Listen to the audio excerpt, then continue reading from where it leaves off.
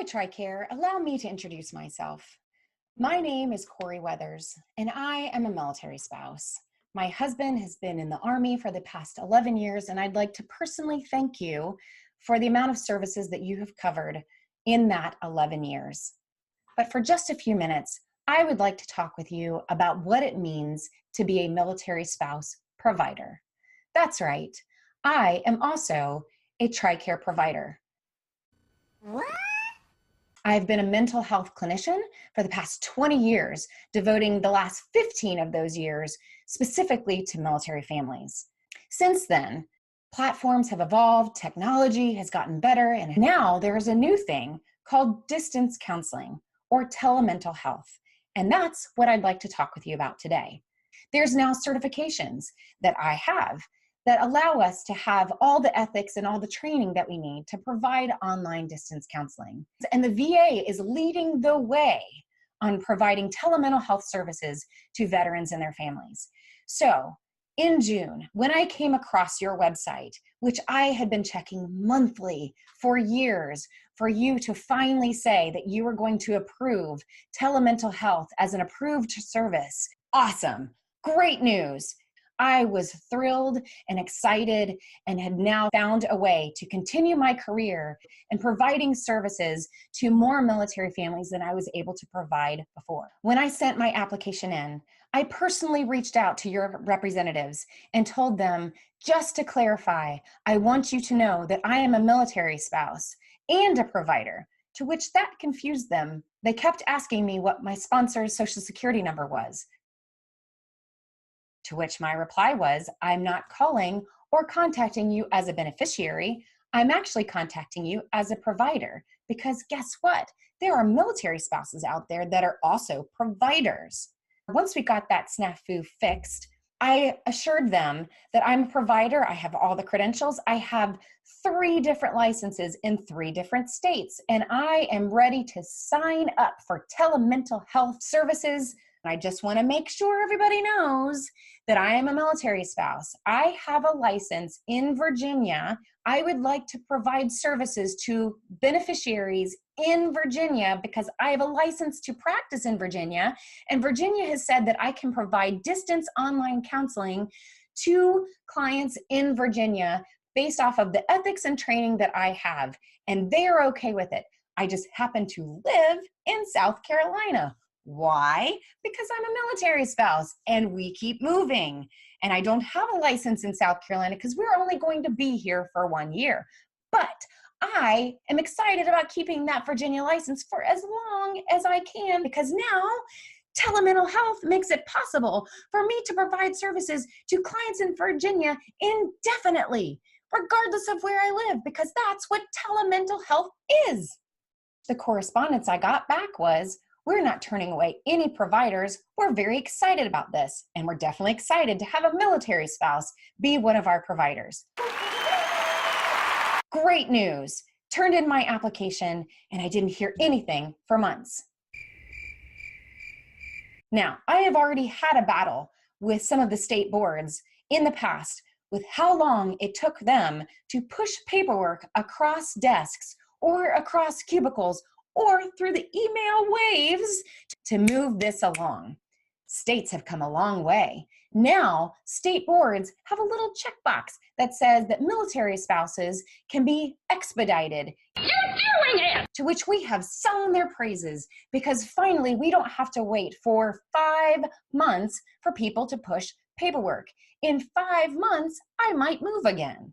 And I might move out of a state that I have a license in to practice, which is why I'm trying to contract with you to provide services. But I'm willing to be graceful because this is a new process. So I waited. And I waited. And I waited. And then I finally followed up and said, hey, it's been months since I've heard from you. Just wondering what's going on. To which I got a contract, which seemed really exciting. I now have a contract. I'm a contracted provider, I guess is what that means. So I reach out for clarification. Good thing I did. Can I take clients? No, they said. We now have to go through a credentialing process. What is that? The response was, turn in another application, turn in all of your licenses. That makes sense to me. You want to verify my license. You want to make sure that I'm an actual provider. I totally get that. So I start the credentialing process. I reached out to my TRICARE representatives. Just want to make sure everybody understands I'm in South Carolina, but I'm wanting to provide services to beneficiaries in Virginia where my license is. The response was, why do you live in South Carolina if you're practicing in Virginia? I'm a military spouse. We're assigned in South Carolina. And there's also civilian providers that I'm sure move across state lines too that are still doing telemental health. Just want to make sure I'm signing up to be a provider in Virginia. We get the Virginia representative involved. Her reaction was, okay, you have a license in Virginia. That sounds easy enough.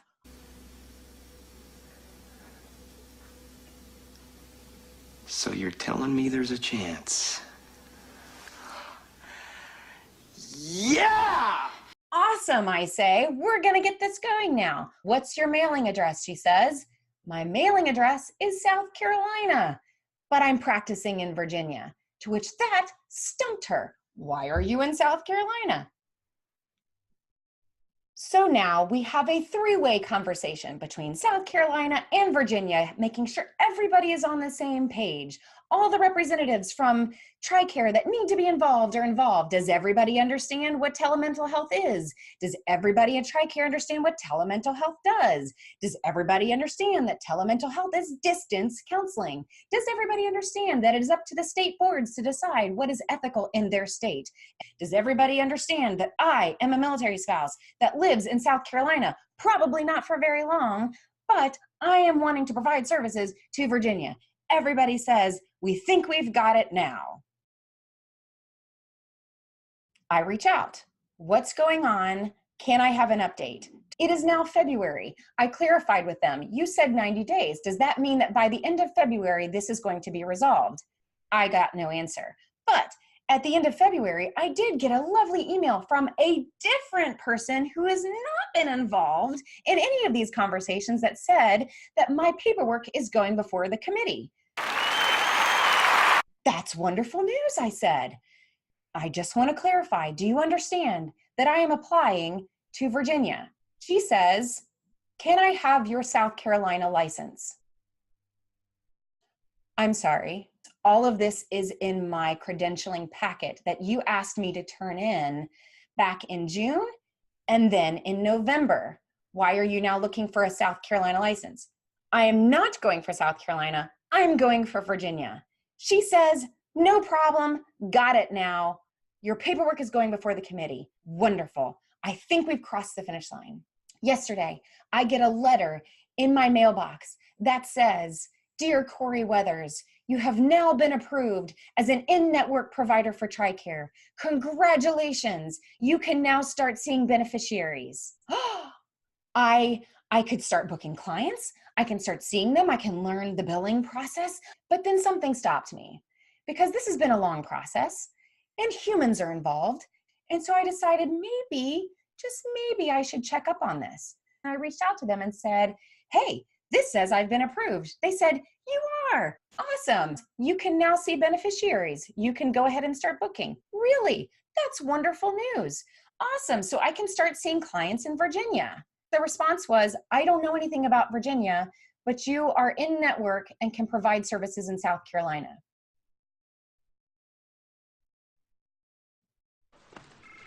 Don't worry. Don't worry. I'm not going to do what you all think I'm going to do, which is just flip out. I don't have a license in South Carolina. It's unethical for me to provide services in South Carolina. My credentialing packet that you took 3 months to look over should have shown you that this provider, Corey Weathers, cannot ethically provide services to beneficiaries in South Carolina. There is no paperwork that says that she is qualified by the South Carolina Board of Counseling to provide services to beneficiaries in South Carolina. So how am I able to see clients in South Carolina simply because I have a South Carolina address? And that makes me wonder, how many other providers have you accepted and credentialed to work in a state simply for their mailing address when they have no credentials in that state to practice? And I'm wondering how many state boards have professionals practicing in other states that you have credentialed when it's unethical for them to do so. And I wonder what the other state boards think about that. Here is the problem, TRICARE. This shouldn't be this hard. Number one, if you are going to make an announcement that says that services are now covered, think all the way through what that means. Know what those services are that you are willing to cover. Do your research. Online therapy, online services means distance. That could mean across state lines, and you need to have a system for how to put that in. Beneficiaries, when they are looking for an in-network provider, go to your website and they don't care what my mailing address is. In fact, I don't even publish my mailing address, so that's not even an issue. They should be able to log into your website, look under Virginia, and find my name. That's all they need to do. You and I can work out the mailing address, because really, that's all the correspondence that needs to happen between you and I is my mailing address. Number two, you are making a big mistake. Big, huge. Big mistake. Big, huge. You know the number of military spouse clinicians out there right now that are providers or have been providers in the past or are desperately wanting to be providers for you, that are not only fully qualified, not only have the certification to provide telemental health, but they are also the most culturally competent professionals that you could ever ask to sign on as providers. Do you understand what a win this is for you to partner with other military spouse clinicians? When beneficiaries go to a provider that is culturally competent, that knows this life and knows what it takes and can validate their experience, that translates into fewer sessions.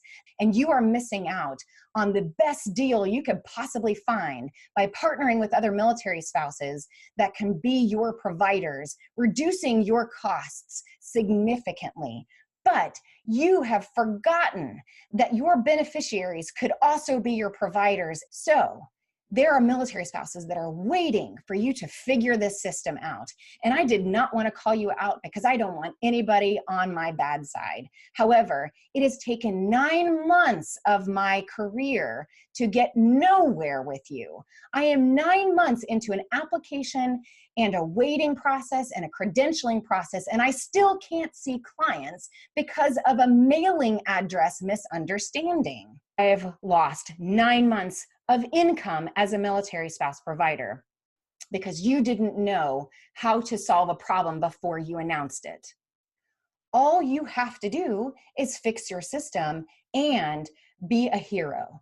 You have an opportunity to be a hero here. You get to not only cover mental health care, of which our families need an amazing amount of right now more than ever, but you can also be a hero in the military spouse entrepreneurship career licensure portability issue that is the #1 issue in Blue Star Families research of 2017 and the biggest topic in DC for 2018 and 2019. You can be the hero to say, we, TRICARE, are going to partner with military families and military spouses to pave the way in a way that nobody else has, by acknowledging that not only are they our beneficiaries, but they are also our providers. And we are excited to make it easier for them to be our providers and provide services to our beneficiaries. Catch up, wake up, do your research, know your strategy,